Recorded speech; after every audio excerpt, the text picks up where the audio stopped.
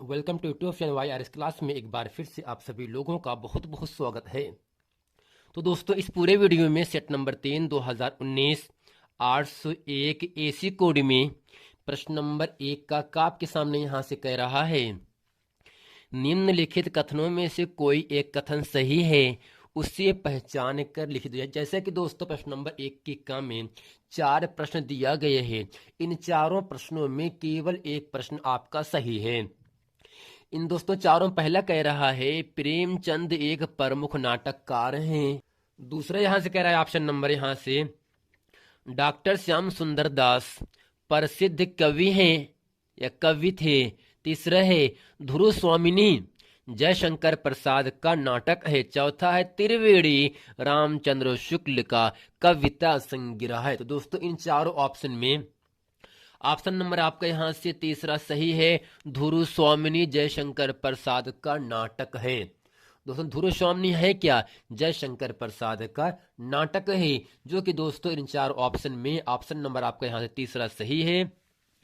अब दोस्तों यहां से प्रश्न नंबर 1 का खा कह रहा है, निम्नलिखित कृतियों में से किसी एक कृति के रचनाकार का नाम लिखिए। पहला यहां से है नरसे नारायण है, दूसरा है भूतनाथ है, तीसरा है साहित्यावलोकन है, चौथा है बाणभट्ट की आत्मकथा। तो दोस्तों प्रश्न नंबर खा में 4 आपको कृत दिया गया है, हमें इन चारों कृतियों का रचनाकार का नाम लिखना है। प्रश्न नंबर ग कह रहा है आपके सामने यहां से किन्हीं दो प्रसिद्ध उपन्यासकारों के नाम लिखिए। घा है किसी एक यात्रा वृत्त लेखक का नाम लिखिए। प्रश्न नंबर अंगा है पथ के साथी, पथ की साथी किस विधा की रचना है। अब दोस्तों इसके साथ यहां से प्रश्न नंबर 2 का आपके सामने कह रहा है, रीतिकाल की दो प्रवृत्तियों का उल्लेख कीजिए, या रीतिकाल की दो प्रवृत्तियां लिखिए, या कह सकता है रीतिकाल की दो विशेषताएं लिखिए। खा है प्रगतिवादी प्रगतिवाद की दो विशेषताएं लिखिए। प्रश्न नंबर गा है किसी एक छायावादी कवि का नाम लिखिए। आइए दोस्तों चलते हैं प्रश्न नंबर 2 के जितने भी खंड हैं अच्छे तरीके से हम पढ़ते हैं। तो दोस्तों यहाँ प्रश्न नंबर 1 के खा में 4 कृति आपको दिया गया है, हमें इन चारों कृतियों का रचनाकार का नाम लिखने हैं। जैसा कि दोस्तों यहाँ से नर से नारायण है, भूतनाथ है, साहित्यावलोकन है, बाणभट्ट की आत्मकथा है। तो इन चारों कृतियों का हमें रचनाकार का नाम लिखना है। जैसा कि दोस्तों नर से नारायण के जो रचनाकार हैं वह दोस्तों बाबू गुलाब राय हैं। भूतनाथ कृत के रचनाकार बाबू देवकी नंदन खत्री हैं, और साहित्यावलोकन कृत के रचनाकार विनय मोहन शर्मा। बाणभट्ट की आत्मकथा कृत के रचनाकार दोस्तों हजारी प्रसाद द्विवेदी हैं। नर से नारायण बाबू गुलाब राय, भूतनाथ बाबू देवकी नंदन खन्नी, और साहित्यावलोकन विनय मोहन शर्मा, और दोस्तों अंडा के छिलका जो होगा मोहन राकेश गए। बाणभट्ट की आत्मकथा हजारी प्रसाद द्विवेदी की कृति है। दोस्तों आशा करते हैं प्रश्न नंबर 1 का अच्छे तरीके से आप लोगों को समझ में आ गया होगा। अब दोस्तों यहां से आपके सामने प्रश्न नंबर 1 का गा कह रहा है, या इसमें करना क्या है दोस्तों, केवल इसमें कह रहा है किन्हीं दो प्रसिद्ध उपन्यासकारों के नाम लिखिए। किन्हीं दो प्रसिद्ध उपन्यासकारों के नाम लिखिए। यहाँ से पहला है मुंशी प्रेमचंद, दूसरा है देवकी नंदन खन्ने। अर्थात दोस्तों यहाँ से प्रेमचंद और देवकी नंदन खत्री ये दोनों दो उपन्यासकार, दो प्रसिद्ध उपन्यासकार हैं। घ है किसी एक यात्रा वृत्त लेखक का नाम लिखिए।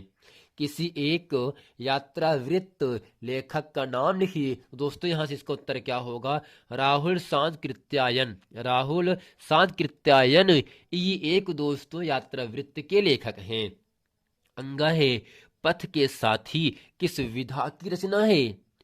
तो दोस्तों इसका उत्तर क्या होगा, रेखा चित्र, यानी पथ के साथी रेखा चित्र विधा की रचना है। प्रश्न नंबर दोस्तों 2 का आपके सामने यहां से कह रहा है, इसमें दोस्तों कह रहा है रीतिकाल की दो प्रमुख प्रवृत्तियां लिखिए, या पूछ सकता है रीतिकाल की दो प्रमुख विशेषताएं लिखिए। दोस्तों इसका उत्तर क्या होगा? लक्षण या रीत ग्रंथों का सृजन। दूसरा होगा श्रृंगार रस की प्रधानता। प्रश्न नंबर 2 का खा है प्रगतिवादी की दो विशेषताएं लिखिए। तो दोस्तों इसका उत्तर क्या होगा? मानव की महत्ता का प्रतिपादन। दूसरा होगा शोषित वर्ग की पीड़ा का चित्रण। अब दोस्तों प्रश्न नंबर 2 का ग है, इसमें कह रहा है किसी एक छायावादी कवि का नाम लिखिए। तो दोस्तों इसका उत्तर क्या होगा? सुमित्रा नंदन पंत। दोस्तों हम यहाँ से प्रश्न नंबर 1 के खास से अच्छे तरीके से आप लोगों को हम रिपीट कर देते हैं।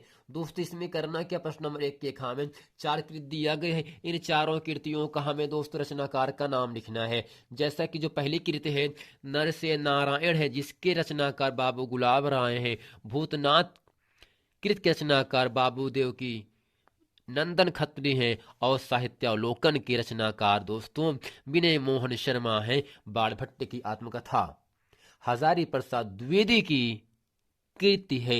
अब यहां से प्रश्न नंबर अगला जो होगा, किन्हीं दो प्रसिद्ध उपन्यासकारों के नाम दोस्तों क्या होगा?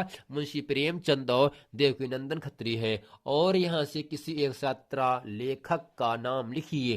तो इसका उत्तर क्या होगा? राहुल सांकृत्यायन एक प्रसिद्ध यात्रा वृत्त लेखक हैं।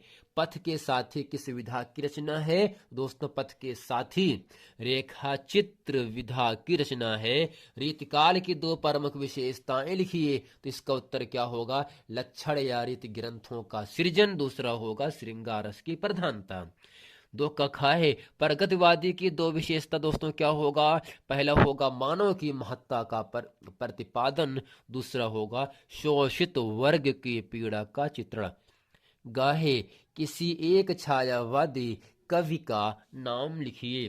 दोस्तों आशा करते हैं प्रश्न नंबर 1 प्रश्न नंबर 2 अच्छे तरीके से आप लोगों को समझ में आ गया होगा। अब दोस्तों जो प्रश्न नंबर 3 आपको मिलेगा यहाँ से, इसमें दोस्तों गद्यांश दिया जाएगा। उस गद्यांश का हमें उसके नीचे 4 प्रश्न दिए रहेंगे, उसको हमें एक दोस्तों उस गद्यांश में से करना पड़ता है। और जो प्रश्न नंबर 4 रहेगा, इसमें दोस्तों एक पद्यांश दिया जाएगा, इस पद्यांश का हमें व्याख्या करना होता है। और यह जो प्रश्न नंबर दोस्तों 5वां होगा, 5वें में लेखक 3-4 लेखकों का नाम दिया जाएगा और उनमें से किसी एक लेखक का जीवन परिचय आपको लिखना पड़ेगा। ठीक इसी प्रकार जो प्रश्न नंबर दोस्तों 6 होगा, वो आपके सामने यहां से कह रहा है। इसमें दोस्तों 6 में कह रहा है यहां से निम्नलिखित का संदर्भ सहित हिंदी में अनुवाद कीजिए। तो दोस्तों यहाँ प्रश्न नंबर 6 में जो गद्यांश दिया गया है, इसका हमें संदर्भ लिखना है। संदर्भ लिखने के बाद हमें इस संस्कृत का हमें हिंदी अनुवाद भी करना है। अब दोस्तों सबसे पहले हेडिंग करते हैं यहाँ से काले पेन से संदर्भ। दोस्तों संदर्भ का मतलब ये होता है, ये जो पूरा गद्यांश इयम से लेकर के परिपाल्य तक है, ये किस पाठ से आया है, ये संस्कृत के किस पाठ से आया है। अब दोस्तों हेडिंग में क्या लिखेंगे? यहाँ संदर्भ में लिखेंगे यहाँ से प्रस्तुत संस्कृत गद्य अवतरण संस्कृत परिचायिका के अंतर्गत संगृहीत वाराणसी नामक पाठ से अवतरित किया गया है। प्रस्तुत संस्कृत गद्य अवतरण संस्कृत परिचायिका के अंतर्गत संगृहीत वाराणसी नामक पाठ से अवतरित किया गया है। अब दोस्तों यहां से हेडिंग करते हैं हिंदी अनुवाद। दूसरी जो पूरा गद्यांश है, इस गद्यांश को अच्छे तरीके से हम आप लोगों को पढ़ के समझा देते हैं। इयम नगरी विविध धर्माणाम संगम स्थली। इयम नगरी का मतलब दोस्तों होता है यह नगरी। विविध धर्माणाम का मतलब होता है अनेक धर्मों का या विभिन्न धर्मों का। संगम स्थली का मतलब होता है मिलने का स्थान। इयम नगरी विविध धर्माणाम संगम स्थली, यह नगरी विभिन्न धर्मों का संगम स्थली है, अर्थात मिलने का स्थान है।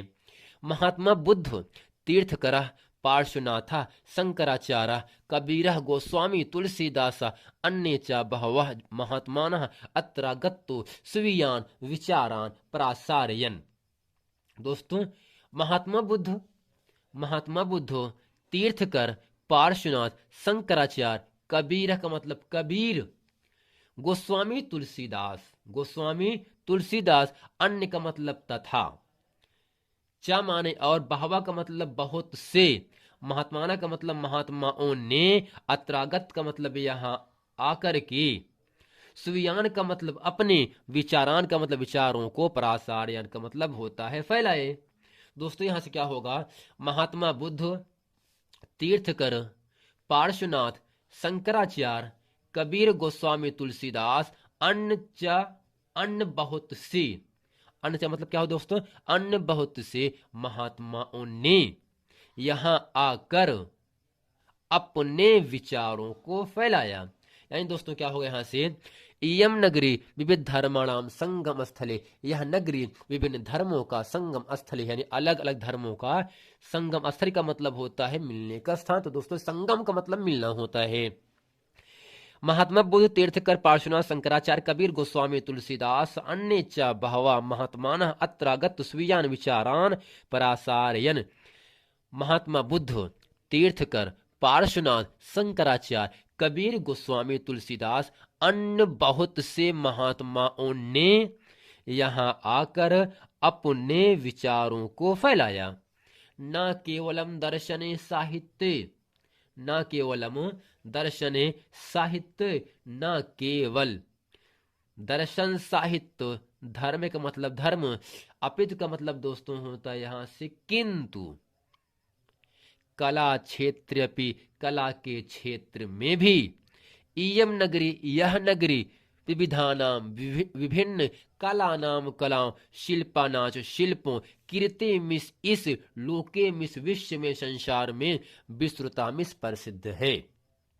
तो दोस्तों यहां से क्या होगा, केवल, ना केवलम दर्शने साहित्य, ना केवल दर्शन साहित्य, अपितु कला क्षेत्र पे, बल्कि कला के क्षेत्र में भी, बल्कि कला के क्षेत्र में भी यह नगरी, कला क्षेत्र में भी यह नगरी विभिन्न विभिन्न कलाओं और शिल्पों के लिए इस लोक में प्रसिद्ध है।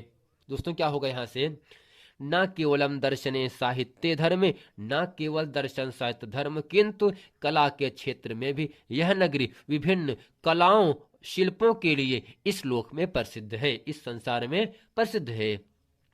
अत्तरियाः कौशेशाटिकाः देशे देशे सर्वत्र स्पृहान्ते अत्तरियाः परस्तर मूर्तया प्रथिता। दोस्तों यहां से क्या होगा, अत्तरियाः का मतलब होता है यहाँ की, कौशेशाटिका का मतलब होता है रेशमीदार साड़ियां, यहाँ की रेशमीदार साड़ियां, देशे देशे का मतलब देश विदेश में, सर्वत्र में सभी जगह, स्पृहन्ते चाहे जाते हैं या पहनी जाती हैं। अत्तरयाः कौशेशाटिका देशे देशे सर्वत्र स्पृहन्ते, यहाँ की रेशमीदार साड़ियां देश विदेश में चाही जाती हैं, चाहे जाते हैं। अत्तरयाः परस्तर मूर्तयाः प्रथिताः, अत्तरयाः का मतलब दोस्तों होता है यहाँ की, यहाँ की, अत्तरयाः में दोस्तों क्या होगा, यहाँ की, प्रस्तर मूर्ति मतलब होता है पत्थर की मूर्तियां, प्रथिताः में प्रसिद्ध हैं। अत्तरयाः परस्तर मूर्तयाः प्रथिताः, यहाँ की पत्थर की मूर्ति प्रसिद्ध है। इयम निजाम, इयम माने यह, निजाम अपने, प्राचीन परंपराओं का, इदानीमपि इस समय भी, परिपाल्यति पालन करता है। यह अपनी प्राचीन परंपराओं का पालन करता है। दोस्तों क्या होगा, यह नगरी विभिन्न धर्मों का संगम स्थल है। महात्मा बुद्ध, तीर्थकर, पार्श्वनाथ, शंकराचार्य, कबीर, गोस्वामी तुलसीदास, अन्य बहुत से महात्माओं ने यहाँ आकर अपने विचारों को फैलाया। न केवल दर्शन साहित्य धर्म, किंतु कला के क्षेत्र में भी यह नगरी विभिन्न कलाओं शिल्पों के लिए इस लोक में प्रसिद्ध है। यहाँ की रेशमीदार साड़ियाँ देश विदेश में सभी जगह चाही जाते हैं। यहाँ की पत्थर की मूर्तियाँ बहुत प्रसिद्ध हैं। यह अपने प्राचीन परंपराओं का पालन, यह अपने प्राचीन परंपराओं का पालन आज भी करता है। दोस्तों आशा करते हैं प्रश्न नंबर 6 का जो गद्यांश है, इस गद्यांश का हिंदी अनुवाद अच्छे तरीके से आप लोगों को समझ में आ गया होगा। अब दोस्तों यहाँ से जो प्रश्न नंबर 7 आपके सामने कह रहा है, इसमें दोस्तों कह रहा है अपनी पाठ्य पुस्तक से कंठस्थ किया हुआ कोई एक श्लोक लिखिए जो इस प्रश्न पत्र में न आया हो। तो करना कि आपको 2-3 श्लोक याद कर लेना है। एक दो हो सकता है दोस्तों पेपर में आए, एक दोस्तों जो आप याद किए रहोगे उसको आपको लिखना पड़ेगा और आपको यहाँ से 2 नंबर की प्राप्ति होगी। अब दोस्तों यहाँ से प्रश्न नंबर जो आपका 8वां कह रहा है, इसमें दोस्तों यहाँ से कह रहा है हास्य अथवा करुणस की परिभाषा उदाहरण सहित लिखिए।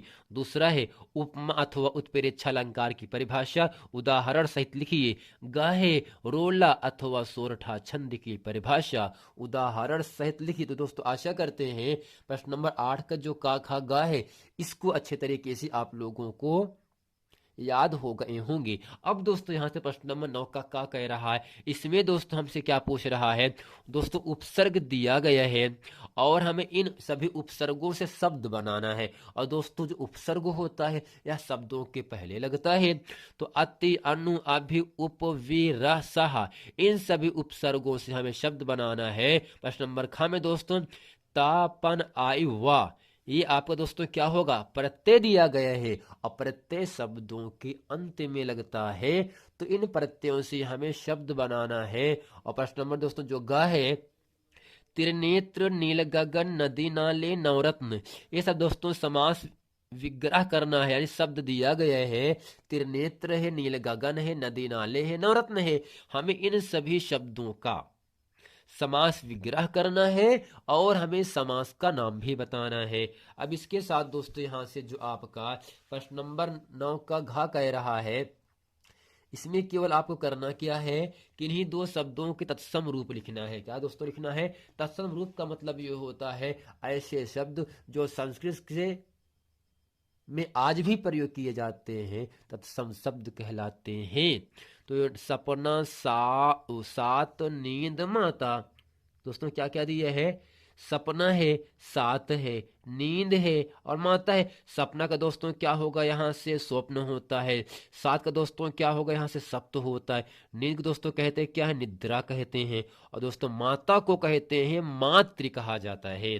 अंगा में दोस्तों जंगल, पत्ता, कमल, नभ, हमें इन चारों शब्दों का 2-2 पर्यायवाची शब्द लिखना है। प्रश्न नंबर दोस्तों जो आपका 10 का है, यहाँ से शब्दों का हमें दोस्तों संधि विच्छेद करना है और संधि का नाम करना है।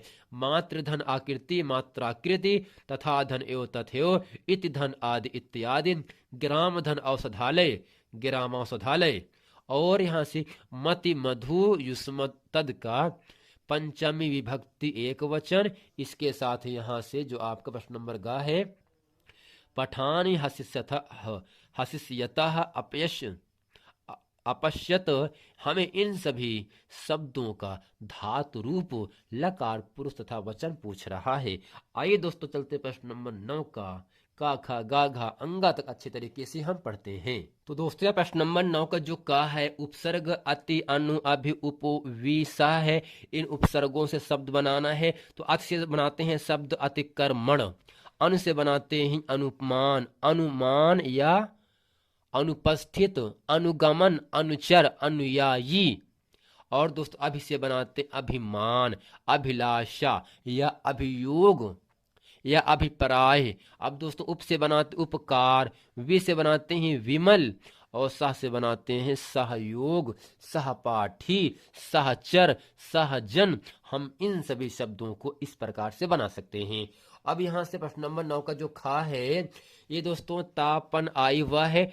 तो ऐसा शब्द बनाओ जिसके अंत में ता लगा हो। तो सुंदरता में दोस्तों ता है आपका प्रत्यय, भोलापन में पन प्रत्यय है, पढ़ाई में आई प्रत्यय है, पहनावा में दोस्तों वह शब्द आपका प्रत्यय है। प्रश्न नंबर दोस्तों 9 के गांव में हमें इतना ही पूछ रहा है। तो इसमें दोस्तों शब्द दिया गया है त्रिनेत्र है, नील गगन, नदी नाले, नवरत्न। दोस्तों त्रिनेत्र का जो समास विग्रह होता है 3 आंखों का समूह। और दोस्तों तिर का मतलब 3 होता है और नेत्र में होता है आंख। नेत्र, लोचन, नयन, दीर्घ, चक्षु। तो त्रिनेत्र का समास विग्रह 3 आंखों का समूह, अर्थात दोस्तों तीन का मतलब संख्यावाची होने की वजह से द्विगु समास होता है। नील गगन, नीला जैसा गगन, यानी कह सकते हैं नीला है जो गगन, अगर जैसा आए बीच में या है जो के समान शब्द आए या रूप शब्द लगा होगा समास विग्रह करने में, तो वो जो आपका समास होगा कर्मधारय समास होता है। नदी नाले, दोस्तों नदी नाले बीच डैश है तो क्या होगा, नदी और नाले, तो दोस्तों यहाँ पे आपका द्वंद्व समास हो जाएगा। नवरत्न नौ संख्यावाची होने की वजह से द्विगु समास हो गया।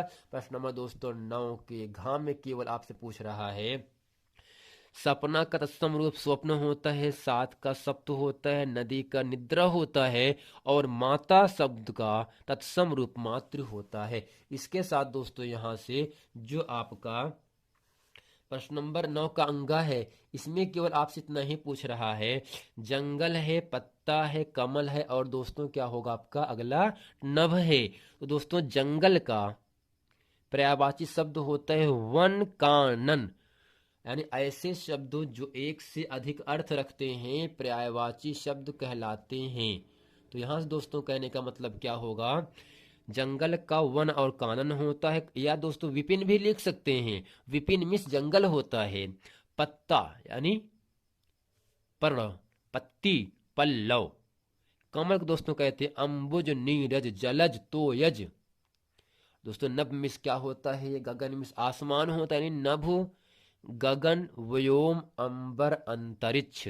तो जंगल का वन कानन विपिन हो जाएगा, पत्ता का पर्ण पत्ती पल्लव होगा, कमल का अंबुज नीरज तुयज जलज, और दोस्तों नभ का होता है नभ गगन व्योम अंबर अंतरिक्ष। नभ गगन व्योम अंबर अंतरिक्ष आकाश।